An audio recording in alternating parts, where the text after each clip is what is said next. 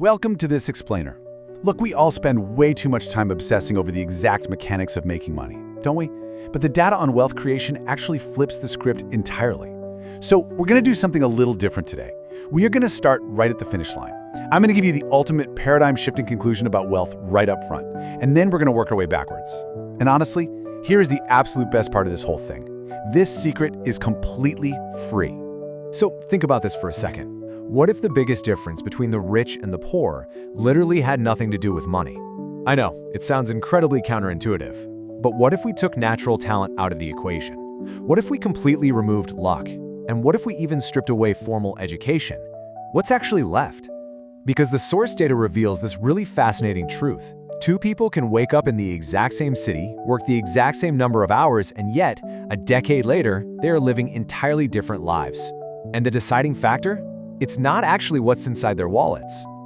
The deciding factor, the real conclusion here is this. Your current situation simply does not define your future. Your mindset does. The primary driver of real wealth isn't capital at all. It's a mental framework. Rich people just seem to naturally spot opportunities where the rest of the world only sees roadblocks and problems. We're talking about a psychological operating system here, not a financial one. That is what actually dictates your future. Which brings us to what is easily the most surprising finding from the data. Habits will beat motivation every single time. We are constantly sold this massive myth that we just need to get inspired, right? That we just need that one magical burst of motivation to completely turn our lives around. But the hard truth is, fleeting motivation is practically useless when it comes to building actual wealth. Highly successful people, they do not rely on waking up feeling pumped and energized. They rely on cold, hard, long-term discipline. Think of motivation like a sugar rush. It's an emotional high, and it might last for an afternoon if you're lucky. But building wealth requires you to keep executing when that excitement completely fades away and the work gets really boring. Look, anyone can feel ready to conquer the world on a random Tuesday, but who is still putting in the reps 3 years later when absolutely nobody is watching? That quiet, relentless discipline is the exact thing that actually creates fortunes. To really see how this plays out in the real world, let's look at a quick story of two boys growing up in the exact same struggling neighborhood. They go to the same schools, they have the exact same starting line in life, and they face the exact same limited opportunities. So how on earth do their paths end up diverging so drastically over time? Well, it all comes down to their daily mental frameworks. Boy number one deeply believed that life was just inherently unfair. Every single time he hit a wall, he blamed the economy or he blamed his boss, and he just waited for someday to arrive while aimlessly scrolling social media. But boy number two, he asked a different question. He asked, how can I improve? And he poured his energy into learning new skills. Fast forward 10 years, one stayed broke and the other became remarkably wealthy. Same city, totally different tax brackets.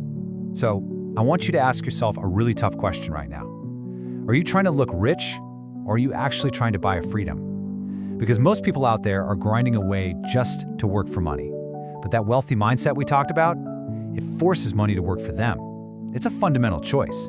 You are either trading your precious hours to fund a lifestyle that looks impressive to your neighbors, or you are strategically using your resources to buy back your own time. Poor thinking is entirely about chasing status. It's financing a depreciating sports car at an absolutely massive interest rate just to impress people you probably don't even like.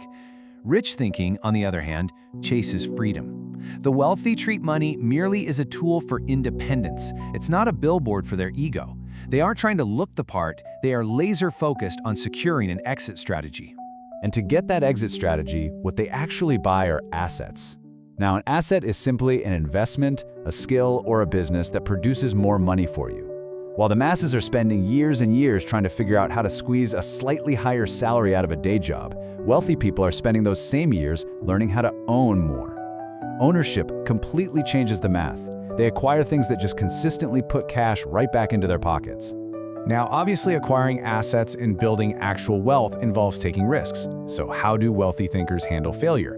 This is a huge separator. Because while the fear of losing money or looking foolish completely paralyzes almost everyone else, the source text reveals a pretty stark truth. Wealthy people don't just tolerate failure, they literally expect it. It's all about the internal monologue. The poor mindset experiences a major setback and completely internalizes it. They say, I failed.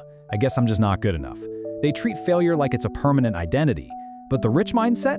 They treat that exact same setback as raw data. They say, okay, I failed. What did this teach me? The people who ultimately win in life aren't necessarily the smartest ones in the room, they are just the ones who absolutely refuse to quit after a disappointment. Because here is the universal truth of wealth creation. Every single successful person failed first. Great ideas are going to flop.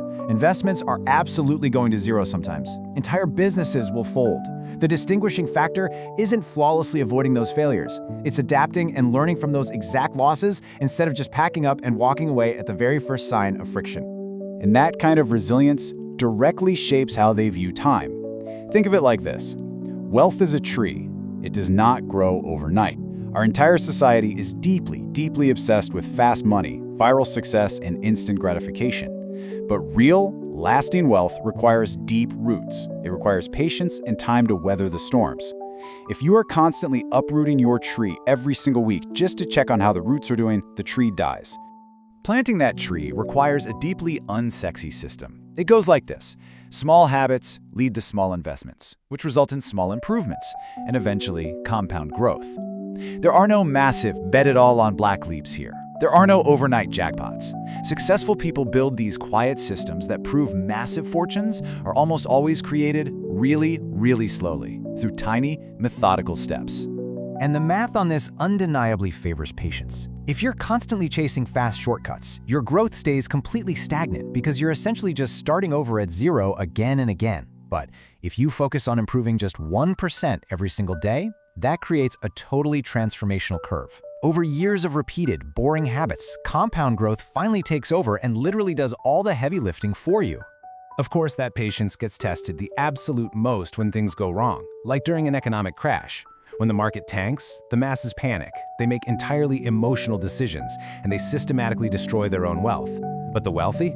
They stay incredibly calm, and they study the market.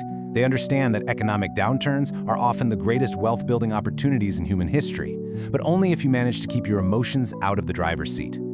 So, ultimately, separating the wealthy from everyone else just comes down to mental training. It's actively choosing freedom over status. It's choosing growth over making excuses.